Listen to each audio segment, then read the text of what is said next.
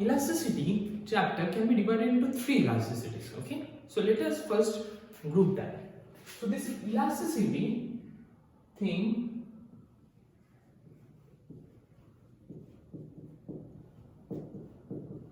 is divided into three elasticities. Okay, so number one is price elasticity.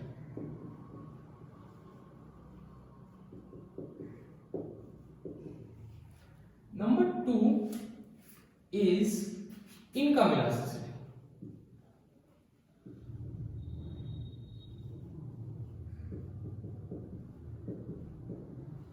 Okay. Number three is cross elasticity.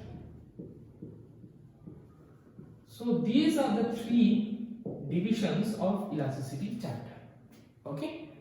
So we will go accordingly. We will first do price elasticity, then we'll go to income elasticity, then we'll go to cross elasticity.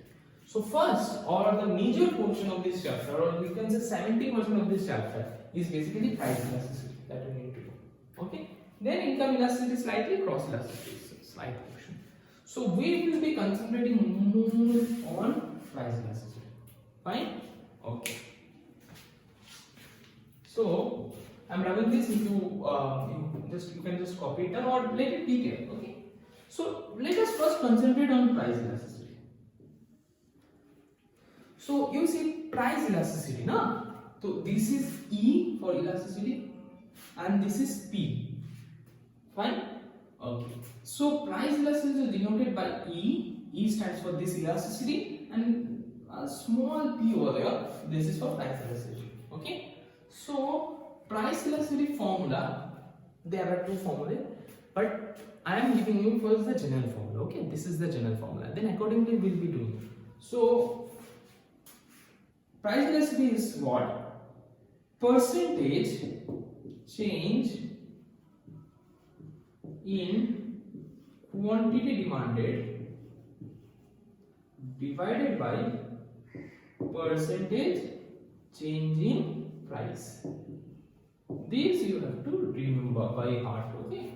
So price elasticity is nothing but percentage change in quantity demanded by percentage change in divided by percentage change in price. Now if you can remember that our previous chips example, price was 10, quantity demanded was how much? 100. Then price was increased to rupees 15 and quantity demanded fell to 80. So question is, what will be the price elasticity? So this is the question. What will be the price elasticity? Okay. So formula we know, EP equal to percentage change in quantity demanded. Acha, quantity QT I write and DD demanded. Okay. Divided by percentage change in price. Okay. So this is very easy. You can see. Fine.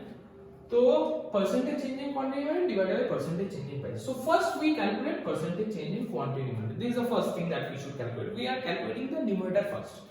So what will be percentage change in quantity demanded? What will be the percentage change in quantity demanded?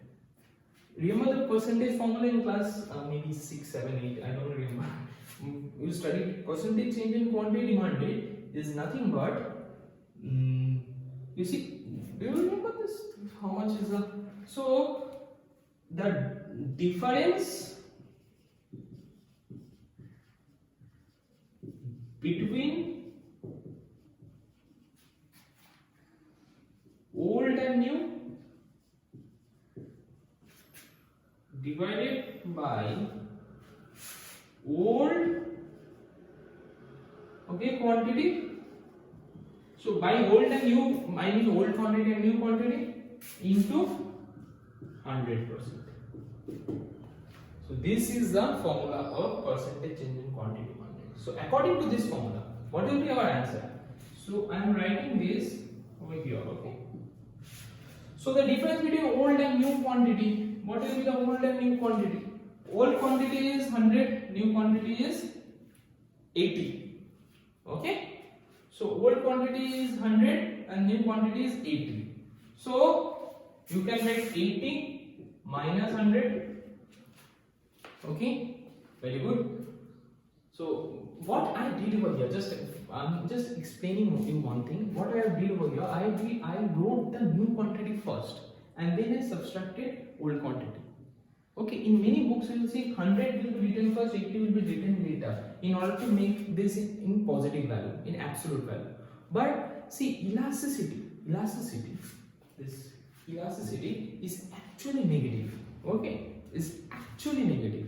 I will be coming to that. I will be coming to how we will be writing this elasticity part. But let's say for now that new minus old, while calculating the difference, I will be doing that new minus old. Let's say. No problem with that. The difference between old and new, so new first, then minus old. I am doing that. So 80 minus 100 divided by old quantity. How much is old? 100 into 100%. Okay. So 100 and 100 cancels out. 80 minus 20 is minus 20%. Is your answer. 100 and 100 cancel out. 80 minus 100 is minus 20. Percentage remains minus 20%.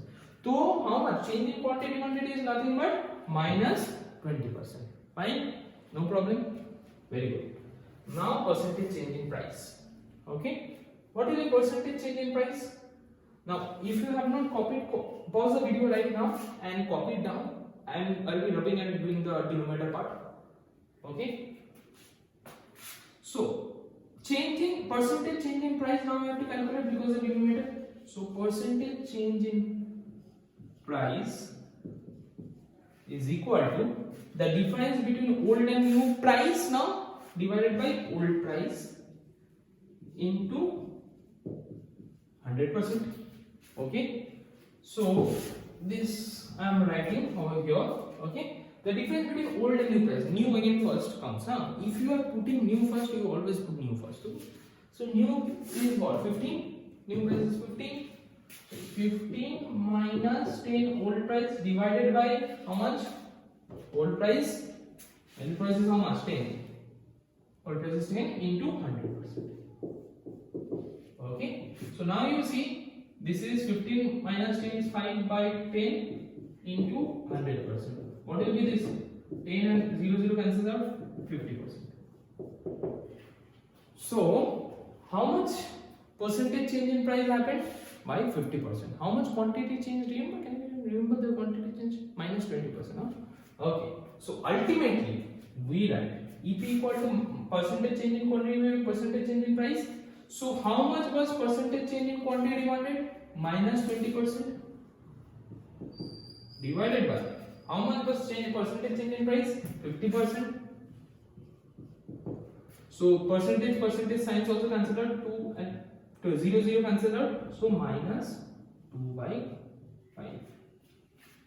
Okay, or you can write it simultaneously minus 0.4. So now you can realize price elasticity is always in negative terms. In many books, you must write, in many books it is given absolute terms.